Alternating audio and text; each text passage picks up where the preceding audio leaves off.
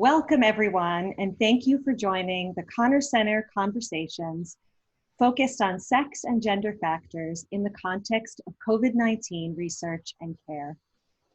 This event is hosted by the Mary Horrigan Connors Center for Women's Health and Gender Biology at Brigham and Women's Hospital at Harvard Medical School. My name is Renee Piazza, and I will be facilitating for the Connors Center today.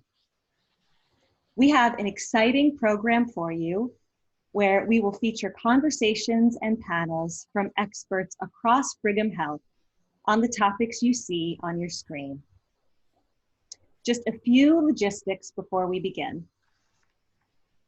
First, this session is being recorded, and we will make the recording available to all registered attendees with the email that you registered with after the session. Second,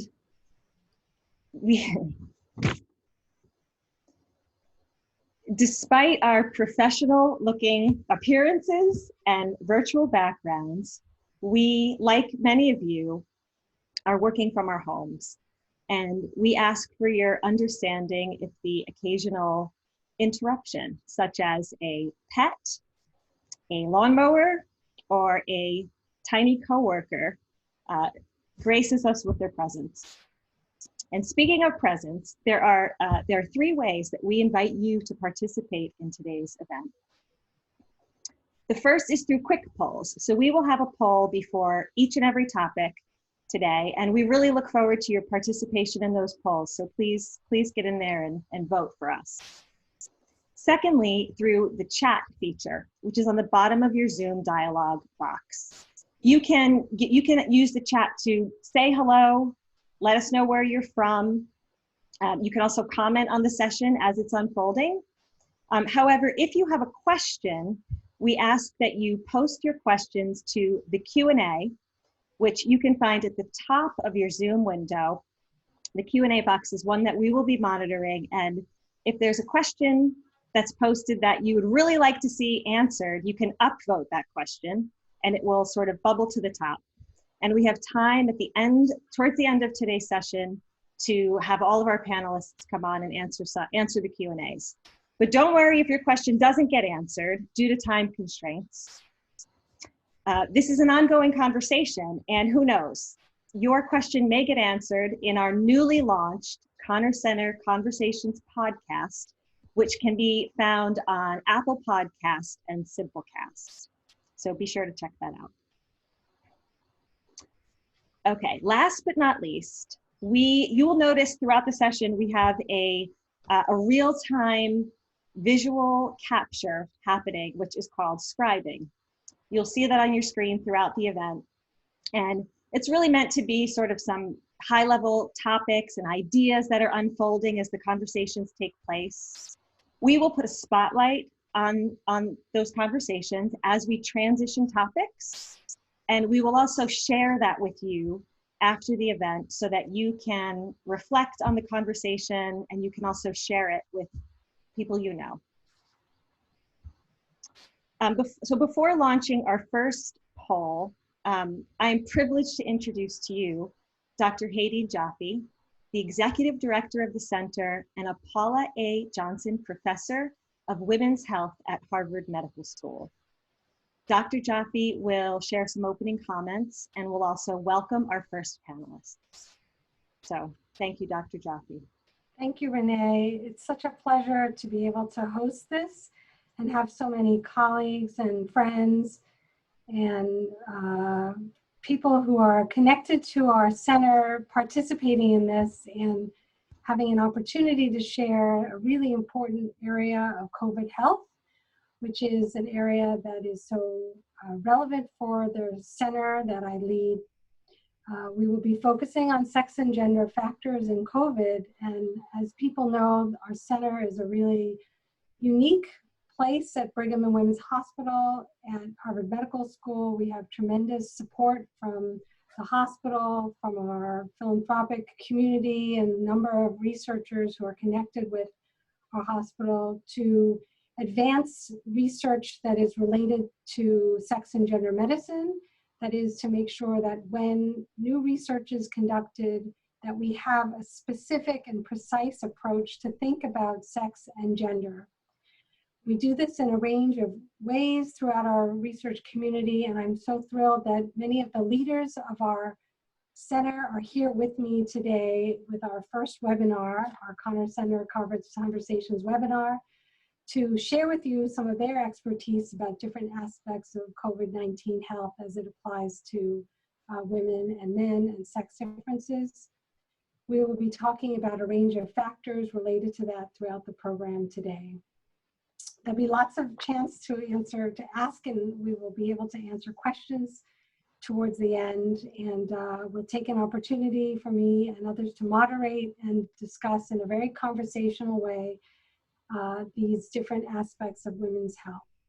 So thank you all for joining us. Thank you for keeping an eye on this important aspect of health. Thank you to the sponsors of this work in our center and to Jack Connors for all that he's done to sustain this priority for advancing knowledge about the health of women.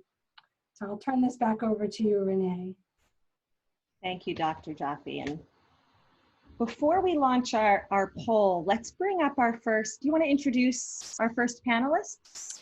Yes, so we're going to move now to, as you'll see, to the first of our 3 sessions. And it's really my privilege and pleasure to be able to introduce the 2 panelists on this particular session. The 2 here, Dr. Manson and Dr. Chitnis, have joined us. Dr. Manson is Chief of the Division of Preventative Medicine and Professor of Medicine and Epidemiology at the Harvard Medical School and the Harvard School of Public Health.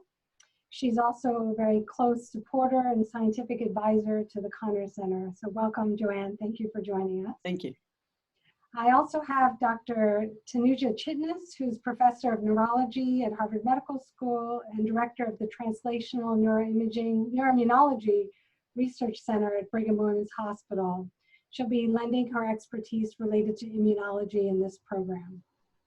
Thank you, Dr. Chitnis, Tanuja, for joining us today. My pleasure. Great, thank you so much. So we're going to kick this off with our first poll. And so attendees, get ready. Here it comes.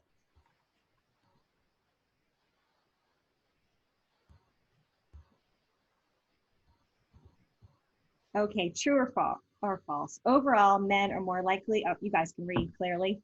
Men are more likely to die from COVID-19 than women. So we'll give folks, I see the results coming in fast and furious.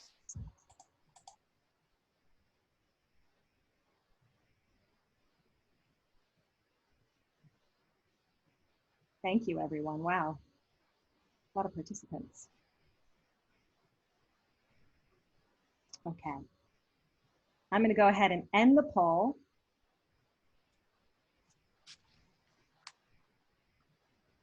And I will share the results.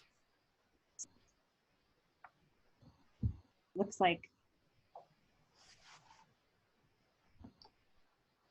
So to read this, and I'd like to ask Joanne to comment further on this, to read the results here, that the audience responded that this is a true statement. 79% of the audience agreed with the statement that overall, men are more likely to die from COVID-19 than women. And this is a very painful reality for all of us in the community.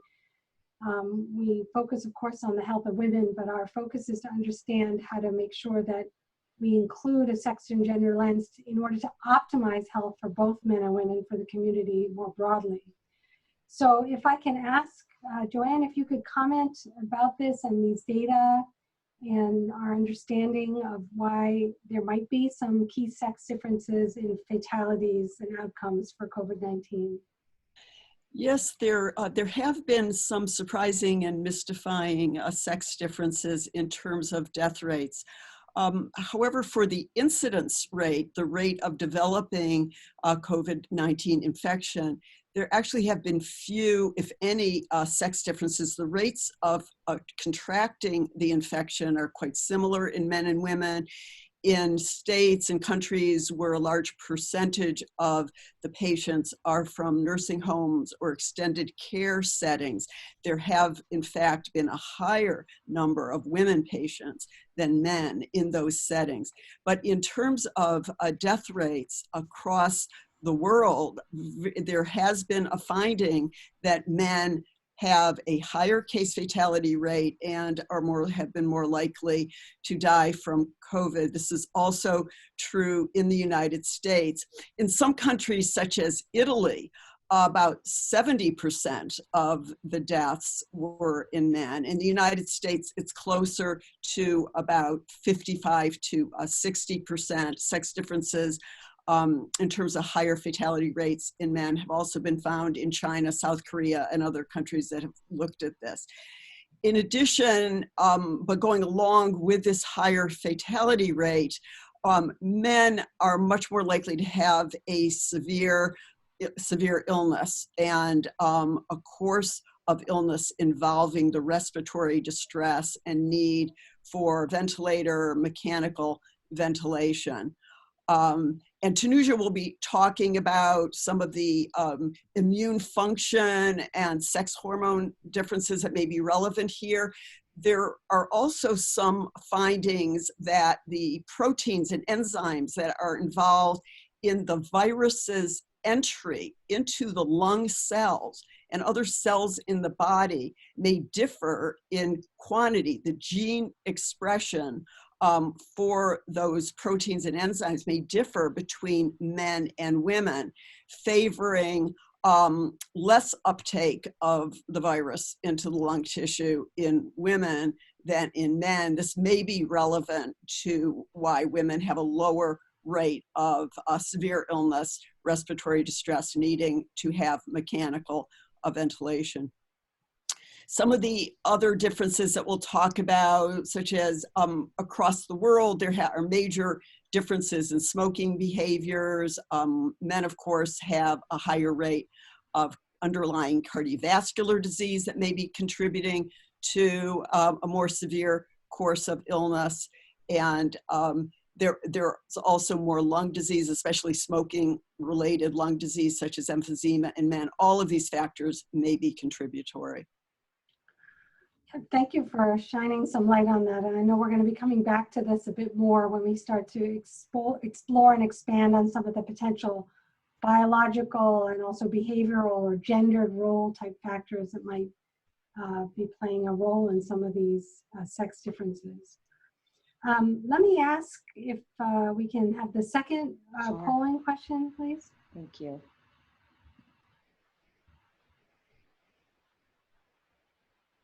So true or false, women have stronger immune responses to infection, which helps protect them against infectious diseases.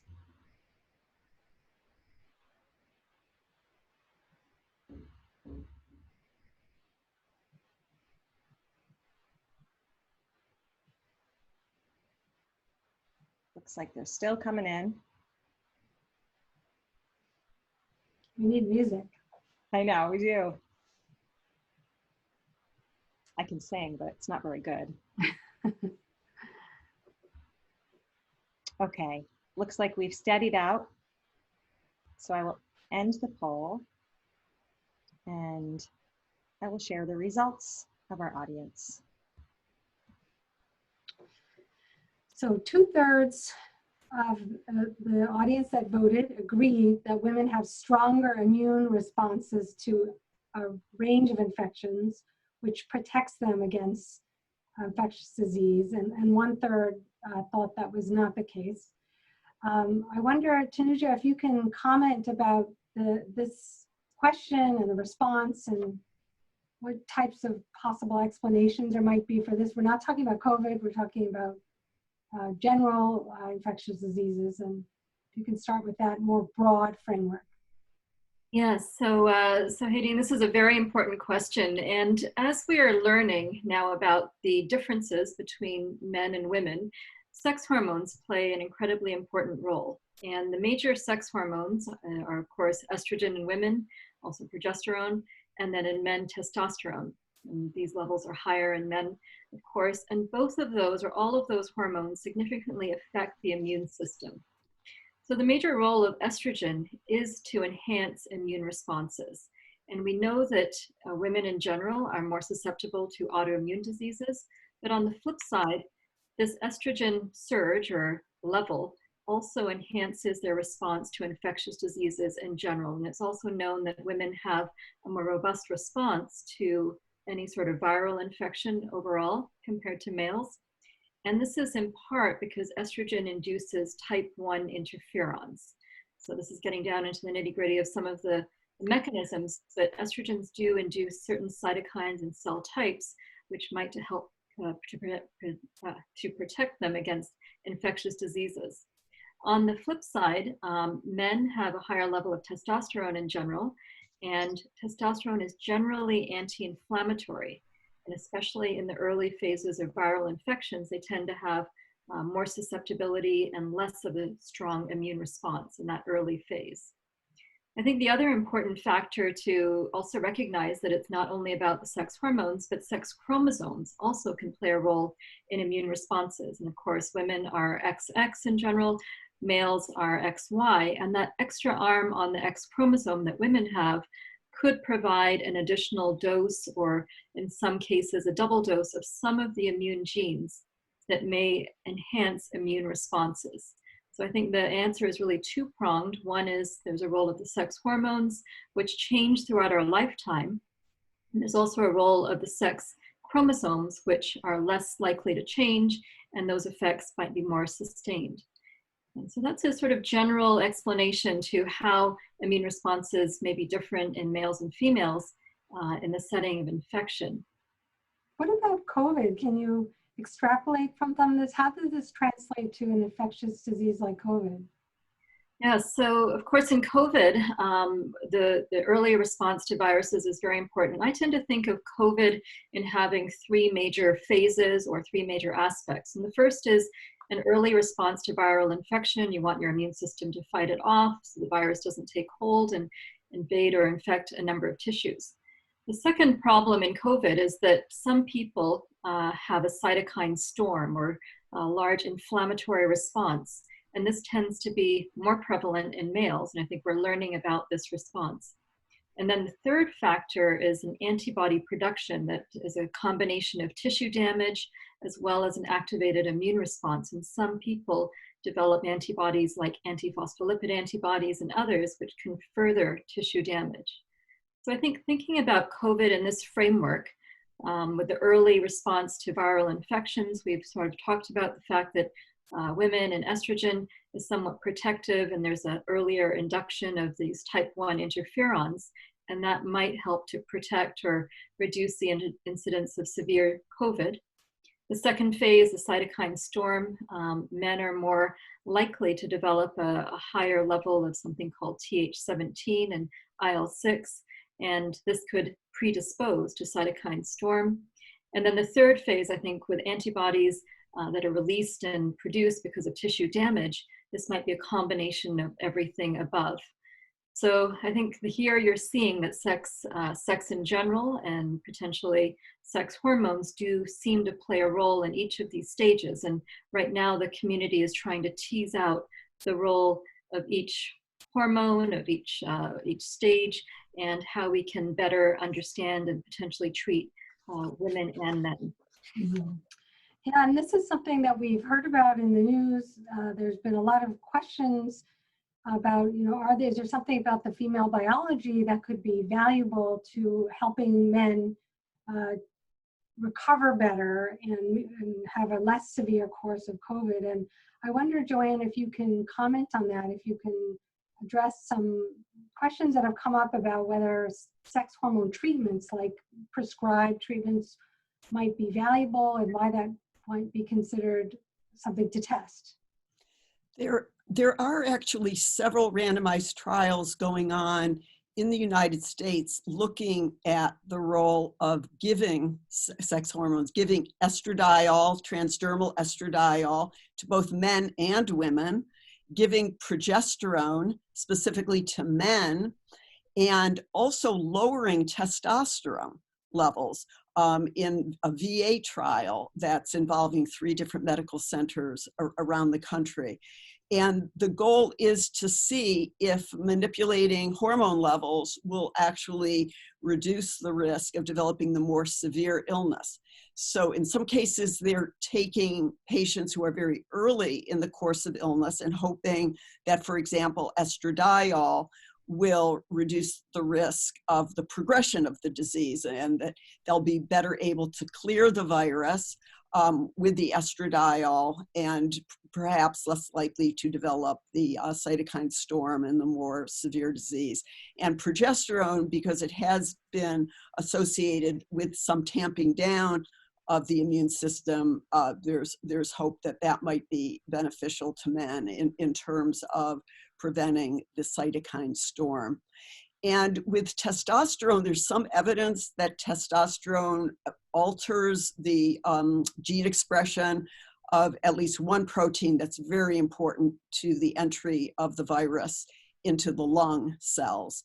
And by blocking testosterone using a medication that is often used for treatment of prostate cancer, fairly rapidly lowering testosterone levels, they're looking to see whether this could have a favorable effect on the course of COVID illness.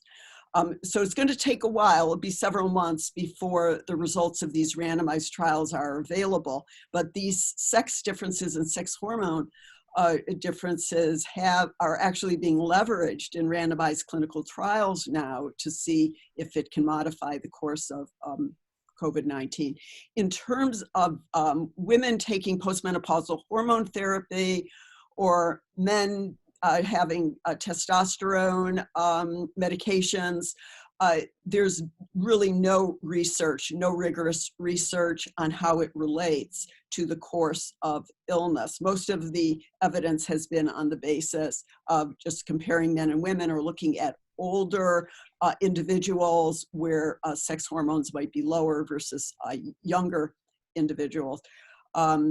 But I think that at this point, in terms of giving estrogen therapy for this purpose, we may want to hold off before starting to give hormones outside of a randomized trial setting, unless it's the hormones are being used for a very specific purpose aside from COVID-19, because we don't really know if the hormones, giving hormone replacement will be helpful. And also there has been some concern about an increased risk of clotting with hormone therapy, especially with oral hormone therapy. And there is a tendency to have thrombotic events with the COVID-19 illness. So this is the risk and benefit ratio, which is you have a group that has a serious condition, but also has risks that might be elevated by virtue of having COVID to blood clots, like you're saying. So estrogen might contribute further to that adverse outcome, that problematic outcome.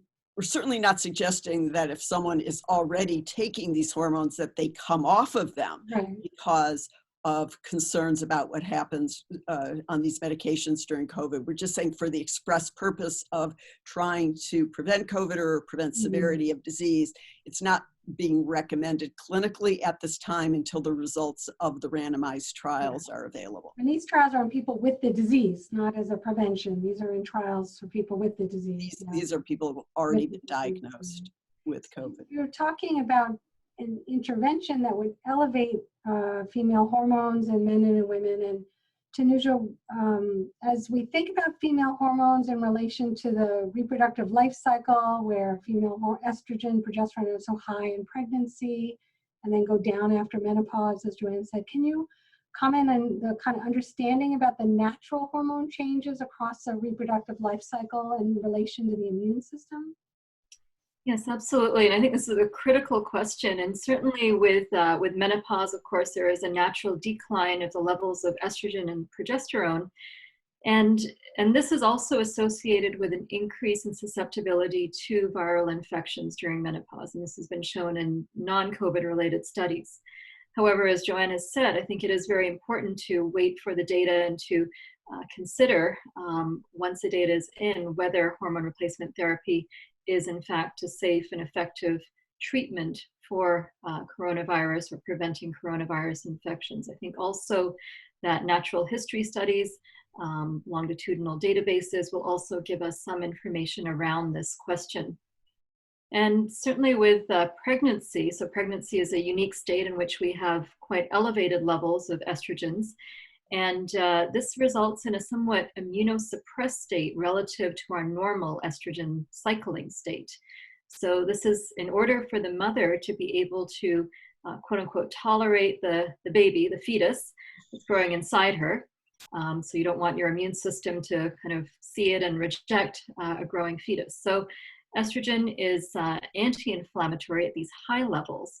And we're still learning about the effects of pregnancy and interactions with COVID, and this is going to be covered in great depth in the next section. But I think we have to think about this difference in estrogen levels, and could that change either susceptibility or the course of COVID in pregnant women? Yeah, and thank you. We will be coming back to that. And I think that's an important area for all of us across our communities. I know we've been focusing on biological questions and focusing on what happens in the body. And I wanted to ask Joanne if you could comment on what happens in the brain in terms of, mental health and mental well-being, which is also biology, but also some of the experience and the stress and some of the behavioral and lifestyle factors that are perhaps have differences between men and women. Yes, we've been talking a lot about the higher case fatality rate in men, but I think we do need to be aware that women may be more vulnerable to some of the mental health and emotional well-being repercussions of the COVID pandemic. And this would include an increased risk of stress, anxiety, depression, post-traumatic stress disorders in women compared to men. And given the prolonged social isolation that the pandemic has involved, and also just the ongoing state of fear and anxiety, this may translate into some repercussions in this regard. And I think it will be important to be monitoring this and doing everything possible to mitigate these long-term repercussions. Also, women are more often caregivers and nurses and health professionals and on the front lines in treatment of the patients, and this also will have a toll and is contributing to the incidence and the rate of an infection in these groups, even though it's not a higher rate of case fatality. Right. So you're making a point that women might be more exposed to it by virtue of certain professional responsibilities that they have more, and then also more emotionally burdened by virtue of some of those exposures? Yes, and also even in terms of some of the financial implications, because women are more likely to be employed in some of the service industries that have particularly suffered during this pandemic in terms of layoffs and financial losses.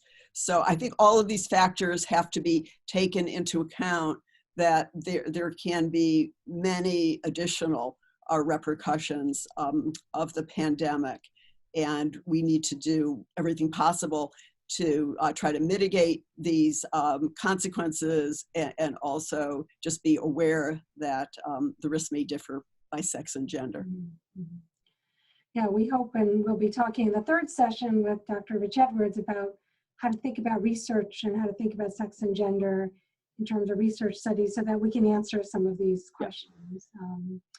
Tanuja, you talked about the immune system being such an important factor contributing to some of these differences in the course of illness for men and women. And I'm wondering if there are approaches thinking about altering or intervening through the immune system that might be explored or worth pursuing.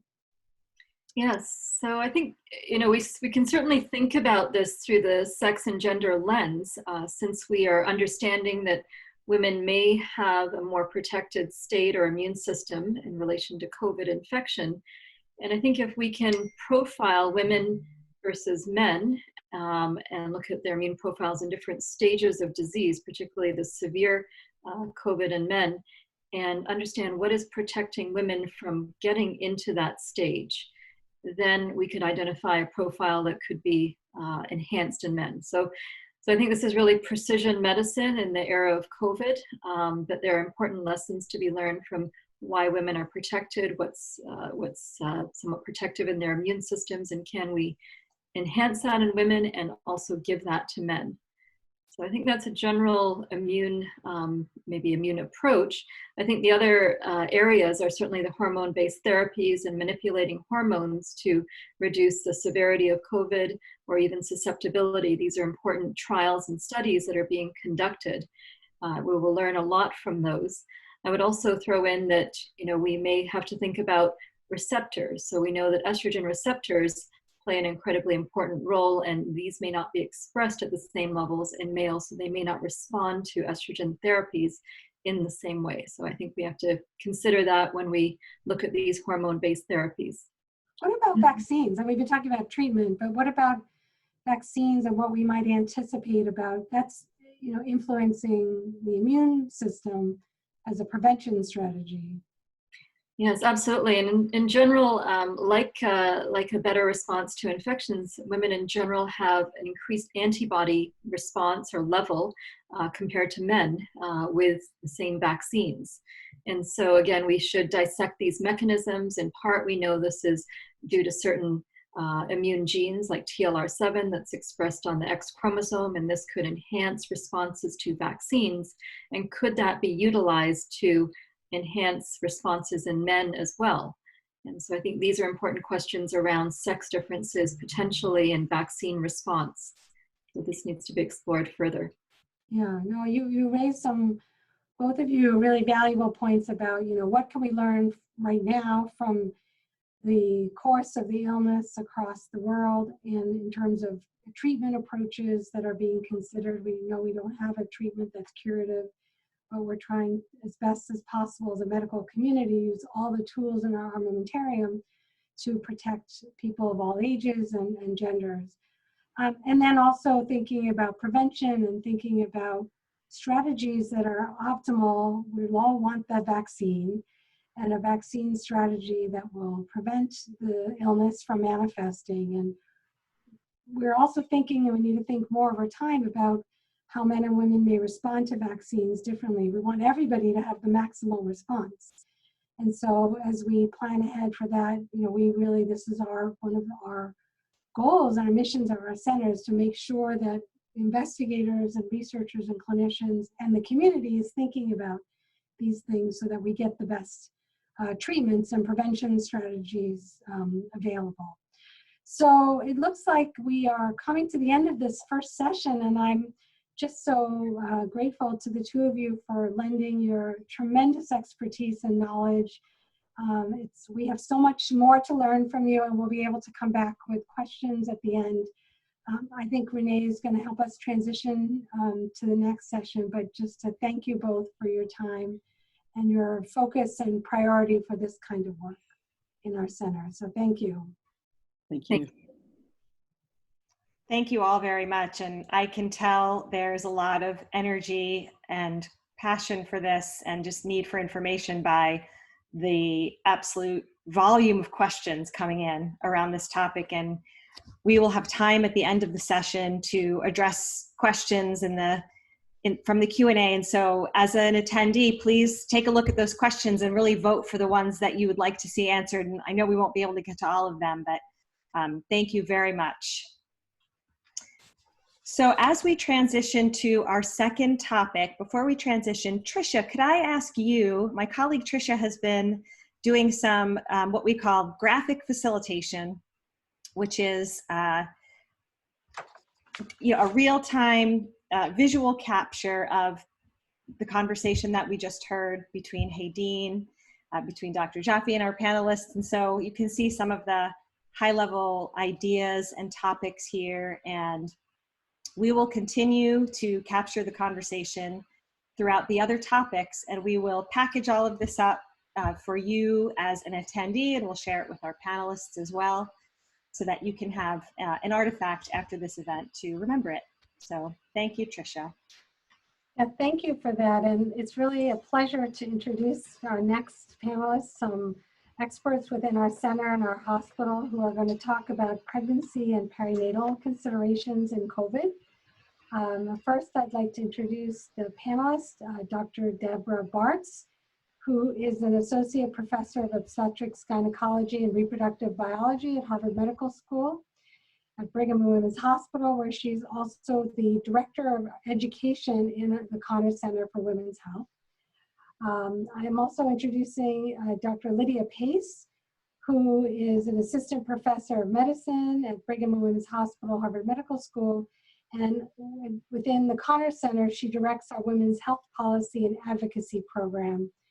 The two of you have tremendous expertise related to pregnancy, postpartum, care delivery for women, and I'm going to turn this over to you. I appreciate your helping us to think through this critical issue for women in our community, for our patients, our colleagues, and our family members. So I think I'm going to step off.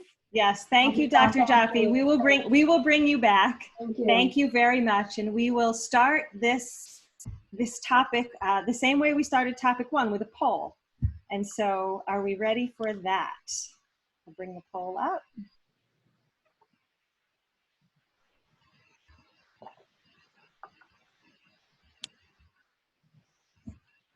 Okay, true or false? Compared to non-pregnant women, current evidence suggests that pregnancy increases the risk for worse COVID-19 clinical outcomes for women.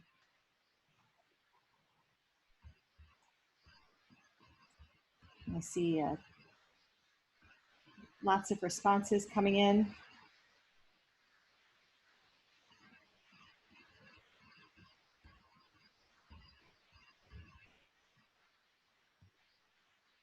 Give it another couple of seconds here.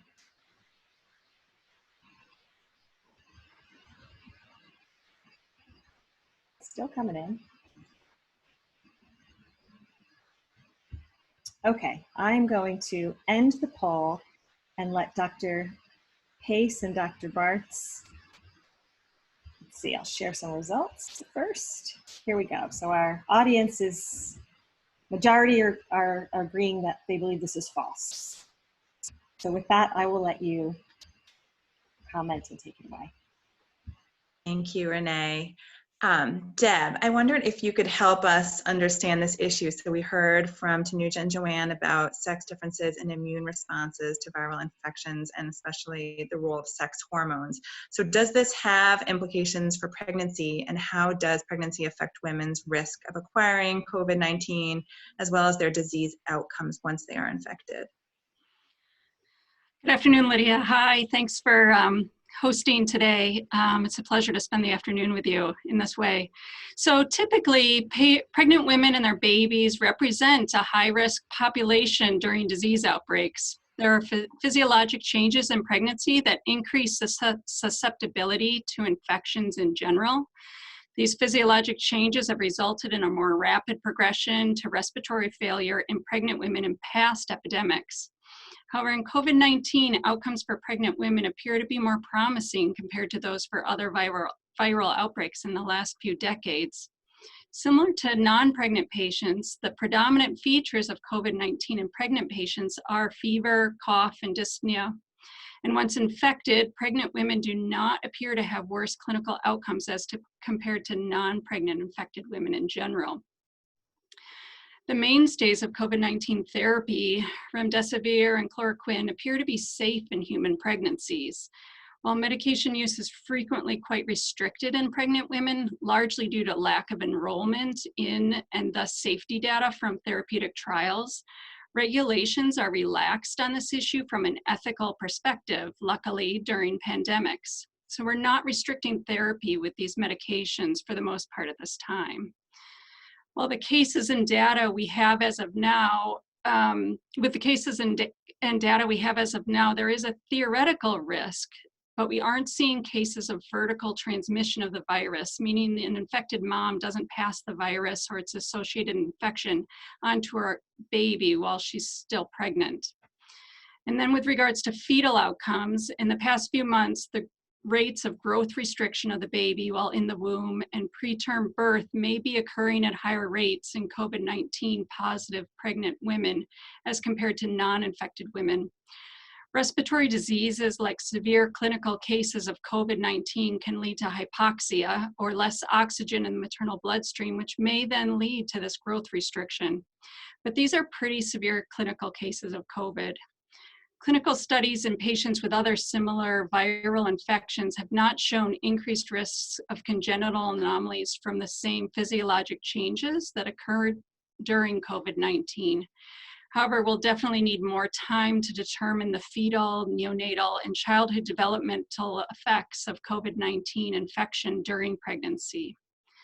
Of the few newborn babies who've had infections, it appears that they, like their pediatric populations, mostly have asymptomatic or mild manifestations of the infection.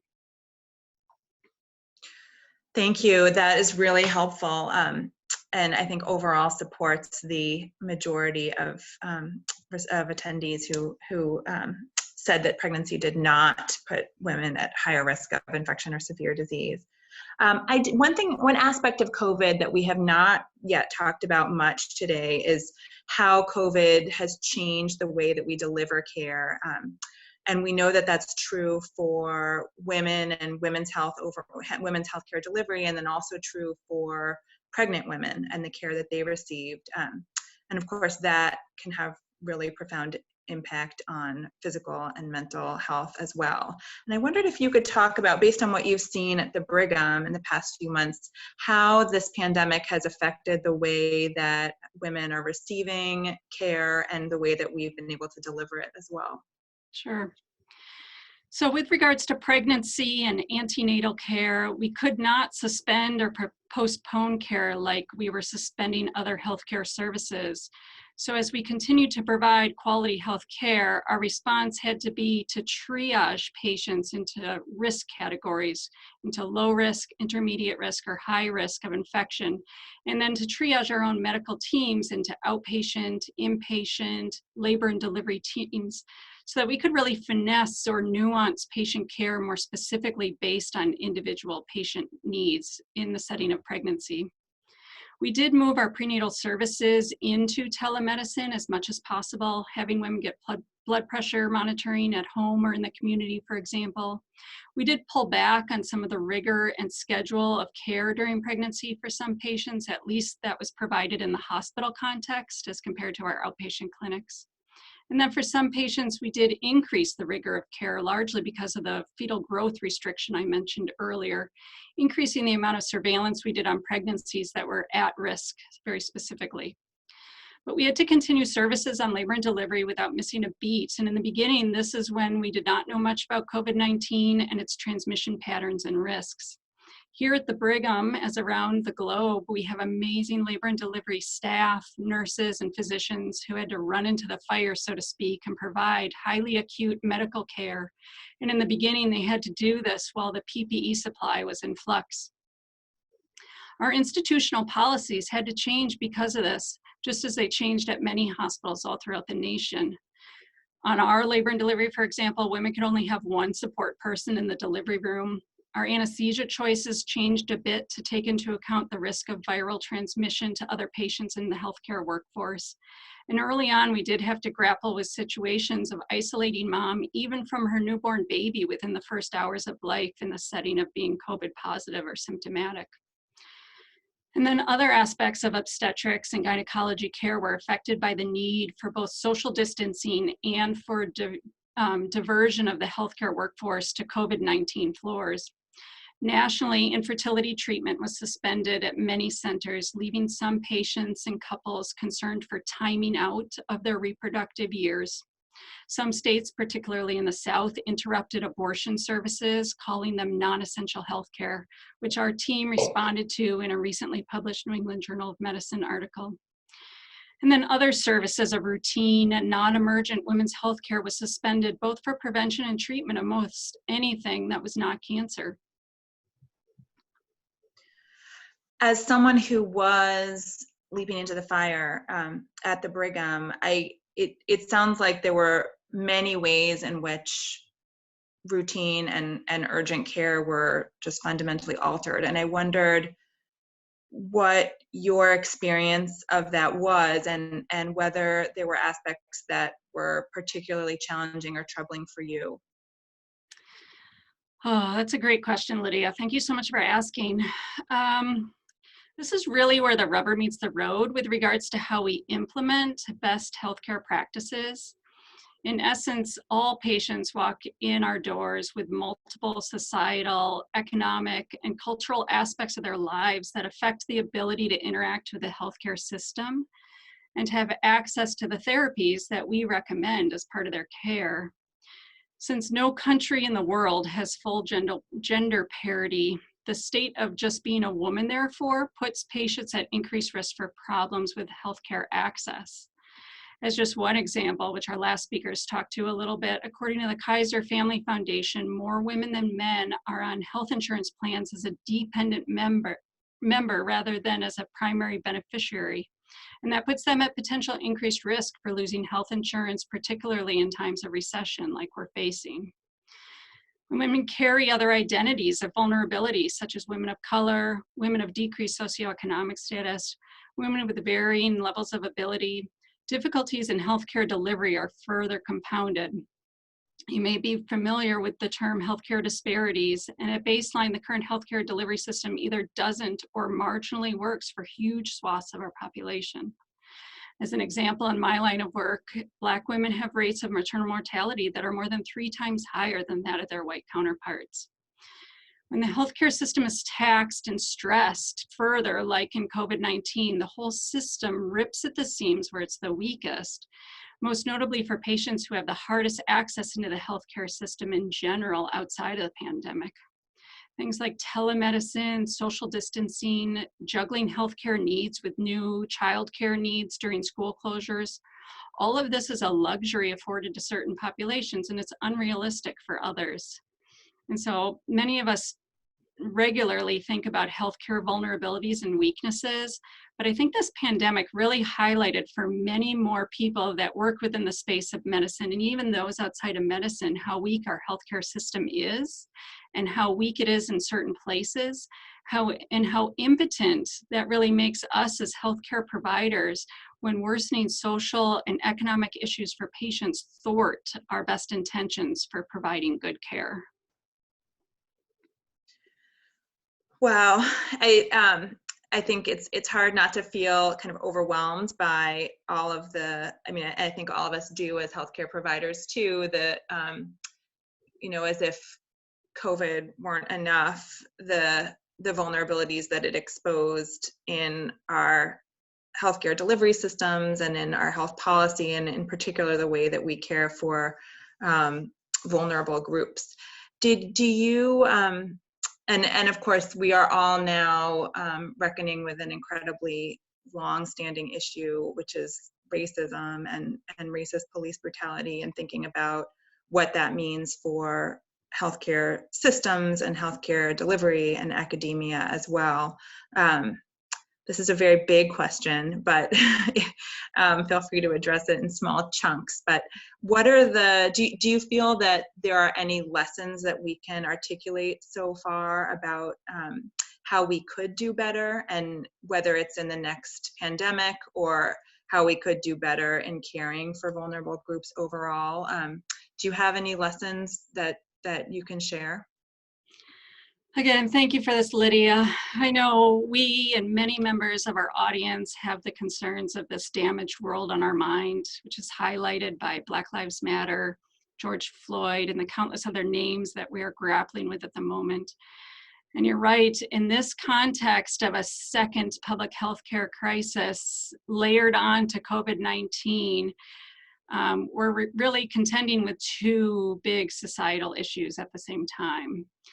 And our response needs to be directed at healthcare system deficits that occur at baseline, as well as to our pandemic response within that healthcare system.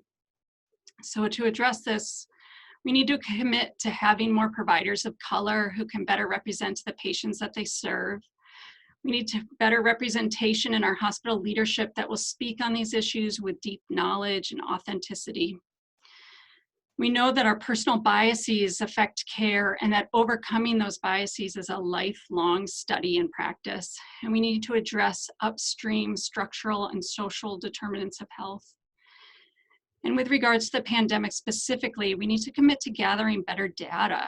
Why did this particular person do worse clinically with COVID-19 than another patient? Why are there certain communities such as Revere or Chelsea in our neighborhoods burdened to a greater degree with COVID-19? What were the steps along a pathway that could have contributed to this? We really need to investigate what the pathway was that led to those disparities within this pandemic. And then lastly, we need to think about the pandemic response, particularly at the incredibly difficult place where the response can compromise individual rights and autonomy. This is an exceedingly tricky place to be, and we need to make sure that the right people, including patients, including community members with multiple diverse identities, have a seat at the table to think through how to do this difficult task well. So I wish I had the answer for this. I think it's just going to take recognition and commitment and bringing many, many stakeholders into the conversation, including having the being brave to be able to talk very specifically and very directly about each of us and our own individual implications in why the healthcare system is where it is, particularly for certain individuals more so than others. And we need to make ourselves uncomfortable, and we need to make ourselves have these uncomfortable conversations and commit to thinking big and really making changes at baseline so that the areas of weakness at time of healthcare strain and stress don't disadvantage certain populations to a greater degree. Thank you, Deb.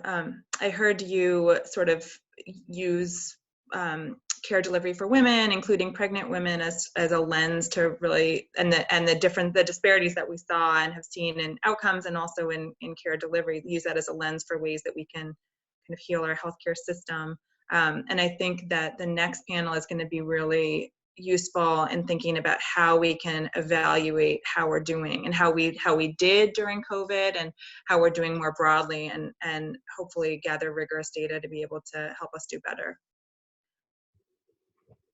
Yeah, I agree. I'm very excited to hear what they have to say with regards to really true legitimate study of this and imploring ourselves to be active and mindful in the response.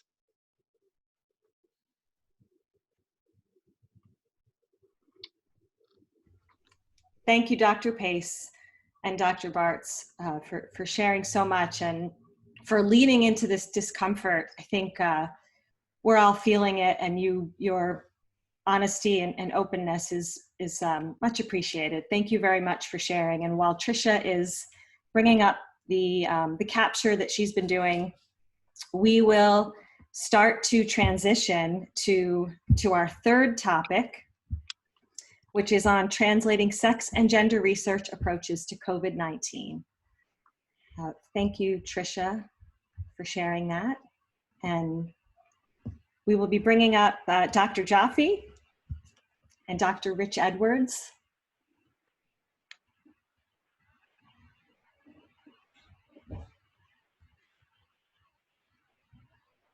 I'm looking forward to coming back. We're looking forward to having you back. Thank you. Yeah, okay. Welcome back, Dr. Jaffe, and thank you. Thank you, Renee, and thank you really for that very sincere reflection from Lydia and Deb about the challenges and realities of obstetric care and the vulnerabilities that come with women who are pregnant and populations of women who are already disadvantaged who are coming in for care. And I know we'll be coming back to some more of these issues in the Q&A. You know, it's been striking to see as our hospital shut down services, you can't shut down obstetrical care, right? And we need to do all that we can to prioritize the safety for our population and women who are delivering babies when their caregivers and their family members were still very much accessing care. So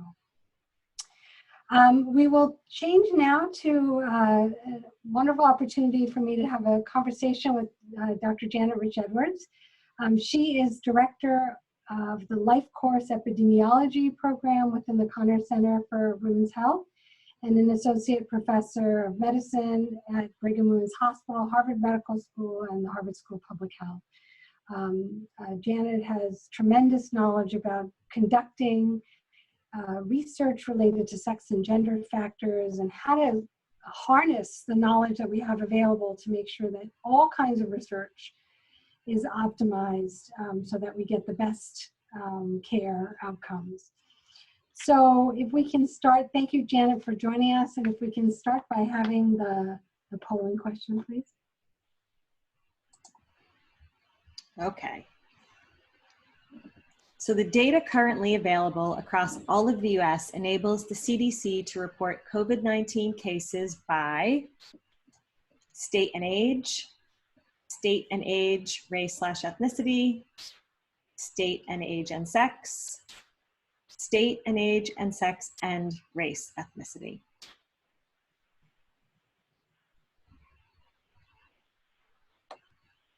So this is our first, I think, multiple choice question. So with multiple variables in them. Multiple variables. So there are, option D has all 4.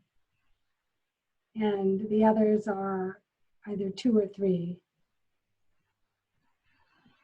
We're still, responses are still coming in, so we'll give it another couple of seconds here. Okay.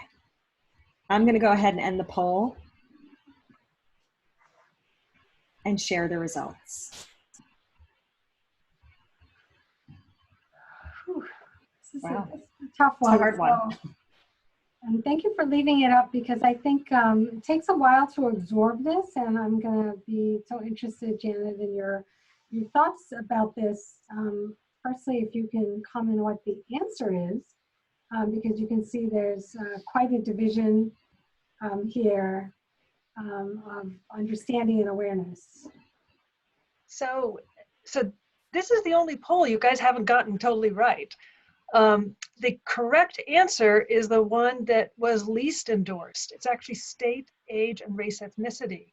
The CDC doesn't report data on COVID-19 cases by sex, which is really rather shocking. I'm going to put a link to the report in the chat, so you can go see for yourself right now if you like. So you're talking about option B is if we. B is the correct answer, B is the which correct means answer. that the sort of 60% of folks who thought that, of course, the CDC collects data and presents data on sex with respect to COVID-19, that's actually not the case. That really stems from the fact that CDC is gathering reports from all the states, and not every state indicates sex of the patient on their reports, which is really rather shocking in this day and age, but that is the state of affairs. The CARES Act, which was passed recently, will now mandate reporting of COVID-19 cases to the CDC by sex as of August 1st. So that's probably going to change soon.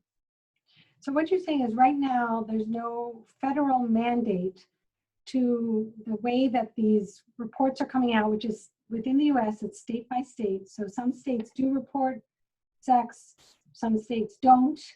And because of that, the CDC that collects all these data doesn't have it for every state. And so they don't have all the information across the US in order to provide that critical information. Yep, that's right. So I know that is quite shocking, but these are things that come up time and time again that they're sort of foundational for us. And we're trying to ensure that this should be an automatic requirement. And I'm thrilled that the CARES Act that is going to mandate that. Of course, age race, ethnicity are critically important as well. And so those will be preserved and reported in an ongoing way. Right? If it weren't for that, we wouldn't know about some of these differences by race and ethnicity. So we do know about some of the sex differences. And so in a state like Massachusetts, proudly we can say that we do report. Massachusetts does report by state. And so we do know that there are differences in outcomes for men and women in terms of fatalities in Massachusetts. And Massachusetts, as Joanne said earlier, has actually a bit higher fatality rate in women, which is thought to be perhaps because such a large proportion of our fatalities are in the nursing home, and tragically from that population, so which is more of a female population. So I wonder if you can, comment as somebody who has such tremendous experience bringing approaches of thinking, like what are we calling on researchers doing this work to do? How do you think about what are the key things that they should be thinking about as they do this work for COVID? Yeah, so, right now, everybody in healthcare and everybody in research is pretty frantic in terms of collecting data. So I want to be respectful of, the limitations right in this moment of what we can do. But I think particularly once we get a chance to stand back and take a look at this, we're going to really want to interrogate how COVID-19 plays out by both sex and gender. We live and breathe the difference between sex and gender here at the Connors Center, but not everybody may be familiar with those terms. So sex refers to biological and physiological characteristics of males and females. Gender refers to behaviors, roles, expectations, and activities within society that are assigned to sort of maleness and femaleness. So gender, for example, might affect the likelihood you're going to go get tested. Gender might affect the likelihood you wash your hands or wear a mask, or in particular, what occupation you have, and factors like smoking. These are all really important in determining both who gets infected with COVID-19, but then what their response is to getting the infection. So are you suggesting that researchers, when there's an opportunity to incorporate this, include both ask about sex at birth, biological sex, and also ask about some of these gendered patterns of behaviors? I think to the extent they can. I think at a minimum, we want to go a little deeper on sort of sex than just male-female. Like it would be really key, as Tanuja and Joanne mentioned in the first panel, to understand a woman's hormonal status. Is she postmenopausal? Is she taking exogenous hormones, oral contraceptives, or hormone therapy? That kind of thing, I think, is pretty critical to get as we do research. I think the sort of next level is to get more information on gendered risk factors and behaviors, because if we don't do that, we'll often confuse gender and sex. So for example, in China, when so many more men were dying from COVID-19, we didn't know whether that was because they were men, whether that was biological characteristics, or whether that's because over half of Chinese men smoke and only about 2% of Chinese women smoke. In Spain, on the other hand, where men and women smoke at about the same rates, we saw that men were still getting more sick, suggesting that it really probably is a biologic factor. So you can sort of triangulate on factors of sex and gender to get more insight into what's going on with the disease. Right. So that's a valuable lesson, that you can't assume that it's smoking or differences in smoking behaviors between men and women. You also can't assume that it's all biological. You have to look at both factors. So now you do some of this really important research here, in your role in the Nurses' Health Study at the Brigham. That's an example where we're talking about long-standing research project that's massive investigation of nurses who are primarily women still comprising the vast majority of nurses in the country. And I wonder if you can comment a bit about the work you're doing, some of the questions you hope to be able to answer with some of this work? Yeah, so the Nurses' Health Studies you may know of as some of the largest and longest running studies of women's health in the nation, if not the world. And they are, most of the participants are registered nurses or licensed practical nurses. And we realized pretty early on in the pandemic that we were looking at really important occupational exposures that are very gendered in this pandemic. So for example, women make up 77% of the healthcare workforce and 9 out of 10 nurses and nursing aides in the country. That's one of the occupations that is at highest risk, of course, for getting this infection. So we basically nested a series of COVID surveys within the Nurses' Health Study. So we're getting back surveys from about 55,000 women, probably about 5,000 men, about, for example, their use of personal protective equipment while they're at work. Are they having to reuse it? Is it getting disinfected? Do they have enough of it? But we're also asking questions about psychosocial exposures, about people's levels of stress, PTSD, depression, the impact of isolation on people's lives. And we're getting a lot of information from all of that. At the moment, we're busy collecting the information. I can't wait till we can dig in and analyze it. But since we're sending out this series of questionnaires, every time we turn around, the month baseline questionnaire is done, we're designing month 1. So we're trying to also keep track of what's happening over the course of the pandemic as it changes. And do you have a sense of when you might have some of the answers to some of these questions? Well, we're analyzing data now with support from the National Institute of Occupational Safety and Health. So we are just getting to that. We've also contributed data as a cohort to another effort that is looking at PPE use among healthcare workers in the US and in Europe and UK in particular. And we're seeing definite differences in risk of getting COVID-19 infection if you're a healthcare worker who works with COVID-19 patients, even if you're using adequate PPE. So challenging. And yeah.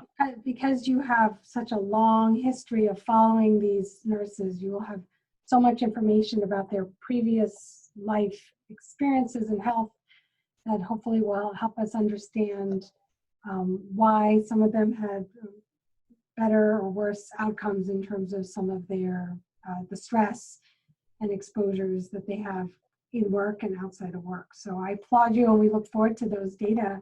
I know we're going to be running out of time soon, which is hard to believe, but I wanted to see if you have sort of, words of wisdom. I know we have researchers and other, people from our broader community here who, want to know, like, how do we focus this? What are the kinds of things that, is there some way to use this crisis, and not let it go to waste so that we can actually bring something, make the work we do better? We are always advocating for this kind of inclusion of these kinds of factors. And any sort of parting thoughts for us before we transition eventually? It's, wherever you are in sort of the research world, whether you're doing basic science and, animal experiments and the like, include female mice, include older female mice, include pregnant mice. If you're doing clinical studies like those in hospitals, get some more data just beyond sex. We also have population-based studies like the CDC or like the Nurses' Health Studies. So where you can go one step further, perhaps, in your research to think about both sex and gender, I think we have a better chance of coming up with some really innovative insights. Right. And you make important points that within women, we need to look and narrow the focus to think about what is the hormonal status, what is the age, what is the race or ethnicity, to sort of drill down a little bit further and include some of those factors. Yeah, I think another important thing that we've touched on but not talked about much here is sort of the collateral impact of the pandemic in terms of both the infection, but also in terms of our response to it and the stay-at-home orders and the loss of jobs and all of that. So for example, we hear lots of reports about rises in domestic violence during, a time when households are under increasing stress and we have stay-at-home orders in many places, really putting people together. Or, you'll have LGBTQ youth who go home and live with their parents who may or may not be accepting. That's very stressful. I think it's going to be interesting to look through a gendered lens at the incidence of depression and anxiety and PTSD during this pandemic, which affect women more, but also substance use, alcohol use, illegal drugs, which are more common among men. So I think there's going to be a lot of, even if you're not actually an infectious disease researcher, I think there is a lot of really good sex and gender research we can do across the board during this time. The sort of powerful way in which COVID affects every aspect of our society is something that we will all need to reconcile and quantify with some of the research, and not just quantify in terms of how many people are affected, but also understand the narrative and the experience, because we obviously need to help people heal and heal from such a challenging stress to our society. So I thank you for those comments, and I want to ask Renee if you can help us make the next transition point, because I know we have quite a number of questions that have come in. We do. And thank you so much, Dr. Jaffe and Dr. Rich Edwards. There's so much rich discussion, and there are just so many questions coming in. This has been illuminating, I think, for our audience as well as for myself. There's just so much you've given us to think about. While we are inviting our panelists, we'll be inviting everyone, all of the panelists, back for our final Q&A. While we are doing that, Tricia, do you want to just share the piece that you were working on in this third topic? Looks like everybody's going to be coming back in and accepting their video invitations to rejoin us. Thank you very much. Thank you, Tricia.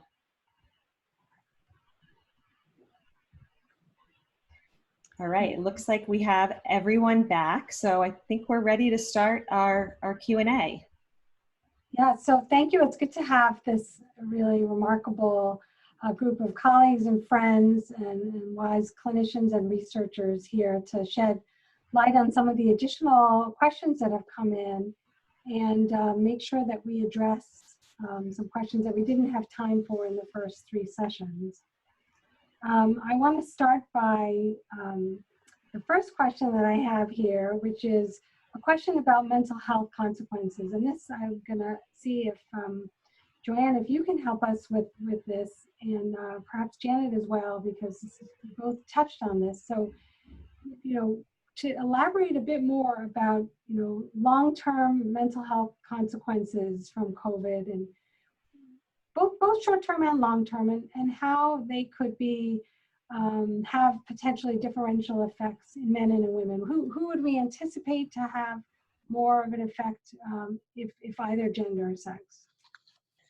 Well, I think women are in general more vulnerable to the consequences of prolonged stress, anxiety.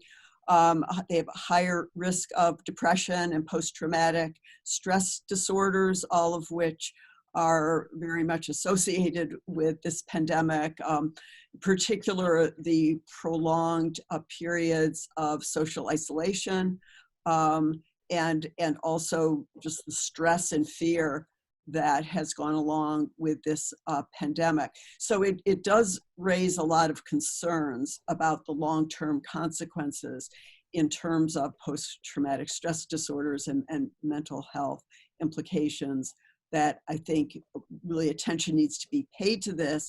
Research in this area, I think, will be important. I just want to mention, Janet was talking about the Nurses' Health Study and the wonderful serial surveys that are being done in that cohort. We're also collecting a lot of data on this question in the Women's Health Initiative, as well as some of our male and female cohorts, such as a vitamin D omega-3 trial, looking at some differences between men and women. And in the Women's Health Initiative, we're really interested in this question of the impact of the pandemic on emotional well-being, how that varies by age, race, ethnicity. We have a very diverse a lot of racial ethnic diversity and socioeconomic diversity in the cohort. So we do hope to be able to address those questions and have long-term follow-up. I would add, one of the things I'm most excited about in the Nurses Health Study that we're doing for the first time is also taking a look at sort of using qualitative research approaches. So we invite the nurses to basically write in the open, spaces on the questionnaire, but anything they want to tell us about their experiences during the pandemic. And we now have a team of actually summer students who are going through their responses, and we are learning quite a bit from that. There's a lot of stress out there, not surprisingly, a lot of anger, and a mix of both gratitude and anger towards our leaders at various levels.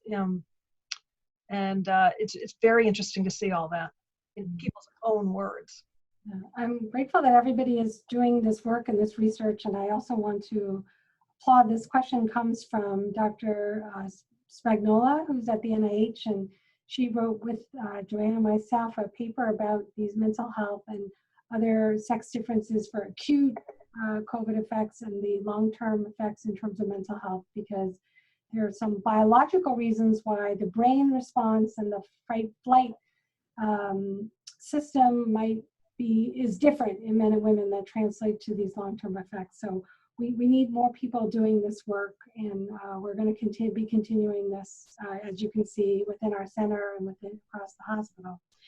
Let me also go to some other questions that have come up. If I can ask Deb and Lydia to comment a little bit more about some of the systems changes and healthcare changes that affected access to fertility treatments, which, what happened to those kinds of treatments? Women are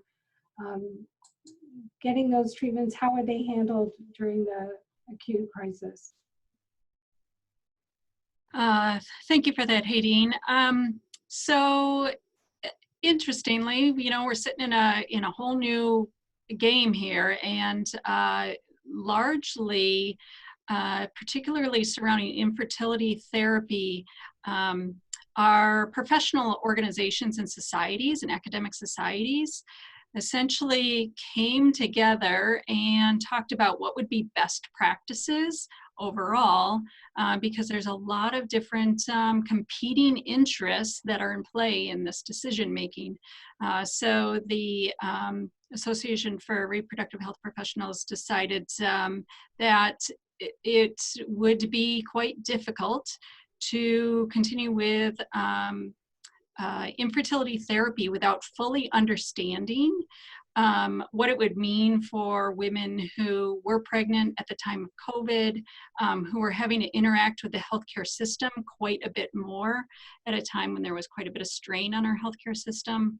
And we really did need to redeploy a lot of our infertility workforce into other aspects of the hospital.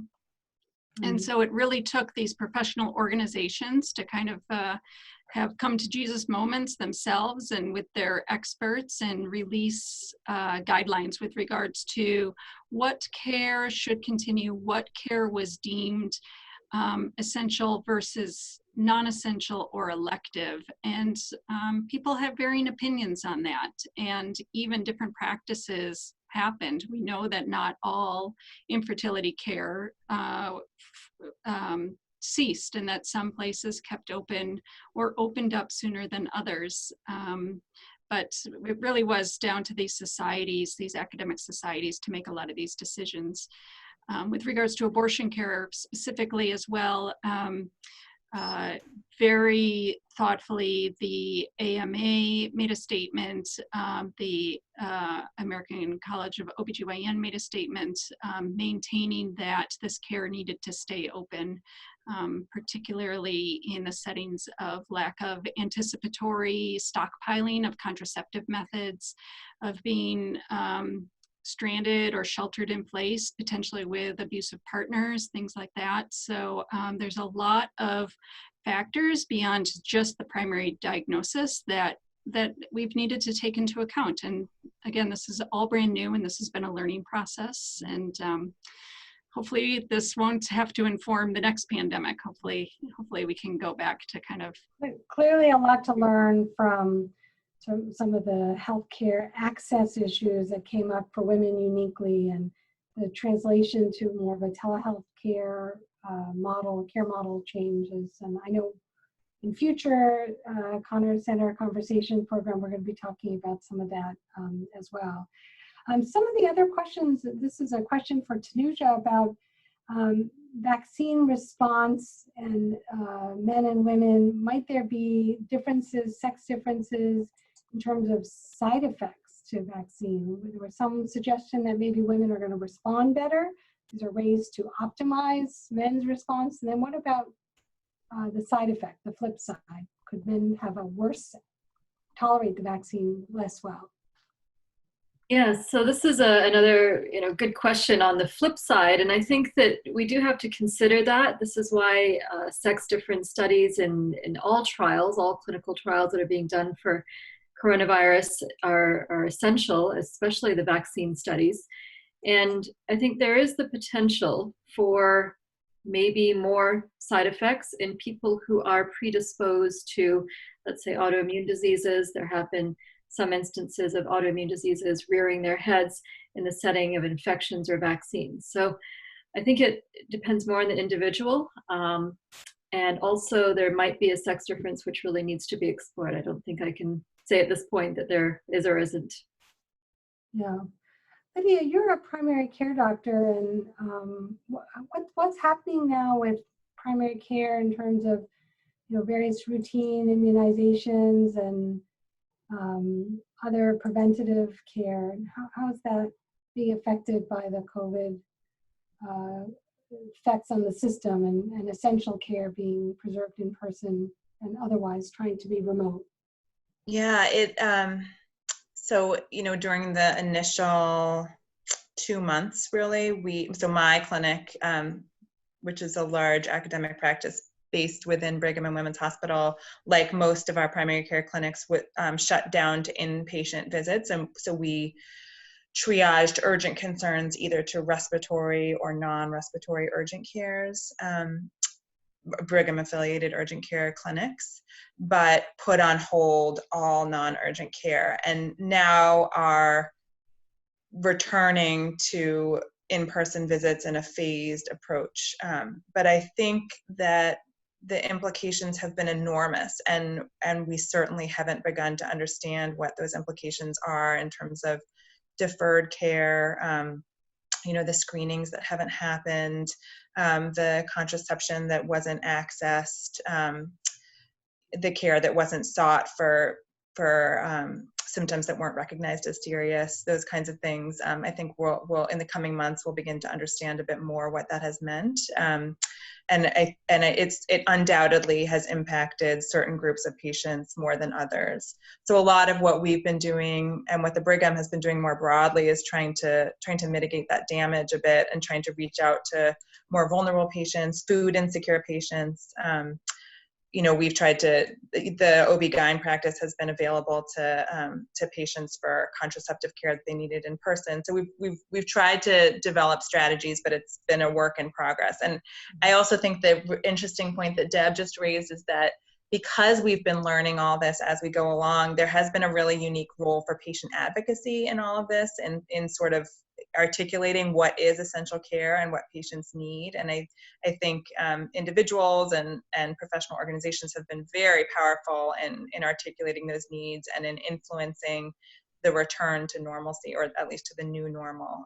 So I certainly would encourage all attendees here to be part of those conversations and make sure that they have if they have strong opinions about what care should look like, that they play a role in that. Yeah, thank you. I want to raise something for Janet, something that I see you put into the chat.